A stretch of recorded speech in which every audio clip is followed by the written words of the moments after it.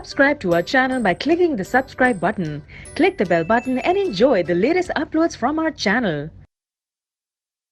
Question number 6.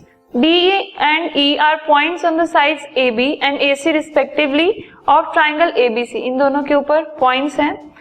Such that area of DBC is equal to area of EBC. इन दोनों के areas equal हैं. Now you have to prove कि DE and BC ये दोनों आपस में parallel हैं. Let us see how. सबसे पहले क्वेश्चन में जो फिगर हमें गिवन है उसमें हम कंस्ट्रक्शन करेंगे. हम DL एंड EM बनाएंगे जो कि BC पर परपेंडिकुलर्स हैं. नाउ फॉर द प्रूफ हमें ये ऑलरेडी क्वेश्चन में गिवन है कि DBC एंड EBC इन दोनों के एरियाज इक्वल हैं. So it is given to us. अब अगर हम देखें DBC का एरिया क्या होगा, it will be equal to half into base that is BC into height that is DL which is equal to half into BC and EM जिसमें BC base and EM height है.